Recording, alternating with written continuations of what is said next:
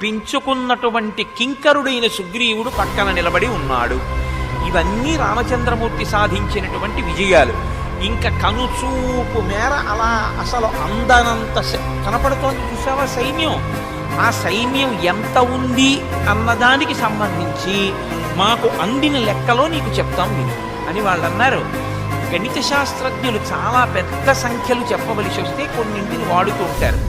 100 లక్షలు 1 కోటి, 1,00,000 కోట్లు 1 శంఖము, 1,00,000 శంఖములు 1 మహాశంఖము, 1,00,000 మహాశంఖములు 1 బృందము, 1,00,000 బృందములు 1 మహాబృందం, 1,00,000 మహాబృందములు 1 పద్మము, 1,00,000 పద్మములు 1 మహాపద్మము, 1,00,000 మహాపద్మములు 1 కర్వము, 1,00,000 కర్వములు 1 మహాకర్వము, 1,00,000 మహాకర్వములు 1 సముద్రము, 1,00,000 సముద్రములు 1 ఓఘము, 1,00,000 ఓఘములు 1 మహౌఘము.